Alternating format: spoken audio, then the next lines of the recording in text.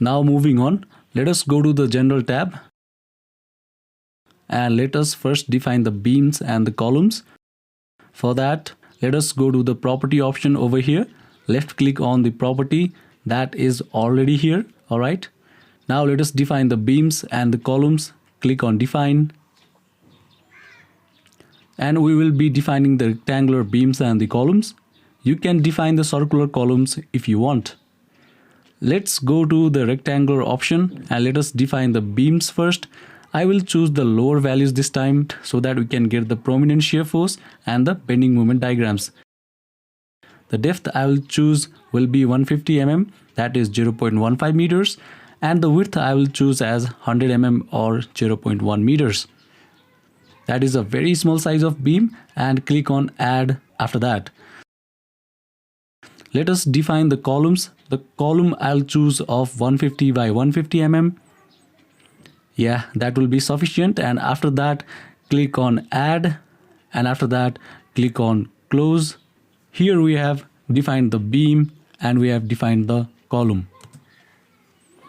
Now what we do, we assign the beam and column to our frame members. First, let us select the beams. You can either individually select these beams, or what you can do, you can go to select option over here, and after that go to beams. Okay, let us save. Again go to select option over here. After that go to beams parallel to option, and you can see that the beams mean actual beams. So here beams refers to the beams and the columns both, but our beams are parallel to the X and the Z direction. How? Because you can see that this direction is our X direction, and this is X, and this is our Z direction, and you can see that these four beams, these two beams are parallel to the X direction, and these two beams are parallel to the Z direction. Similarly, if you have got multiple beams like 100 beams, all those beams will be parallel to the X and the Z direction, and the columns will be parallel to the Y direction. You can see the Y direction is in this way.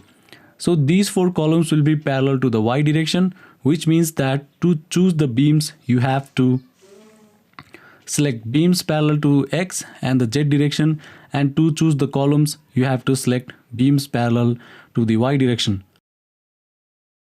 Let us go to Start Pro and let us go to select, and over here choose beams parallel to and click on the X. After that go to select again and go to beams parallel to again and click on Z. Here we have selected the beams. Okay, so I should have selected this option first. It will just go away. Okay, so I'll select this. It has gone again. Go to select, go to beams parallel to X again, go to select, go to beams parallel to Z. You just do this, and here make sure that it is assigned to the selected beams option has been checked, and click on assign, and after that click on yes, and you can see that the R1 means the rectangular section 1 has been assigned to the beams. After assigning the beams, now let us assign the columns. For that, select this option, rectangle 0.15 by 0.15. After that, go to select, go to beams parallel to, and click on Y option. You can see that all the columns have been selected. If you have 1000 columns, all those 1000 columns would have been selected. Now what we do, we use this option assign to the selected beams and click on assign. After that click on yes. You can see that the rectangular section 2 has been assigned to the columns. So guys, this is it for this video. I hope it was helpful, and I'll see you in the next video.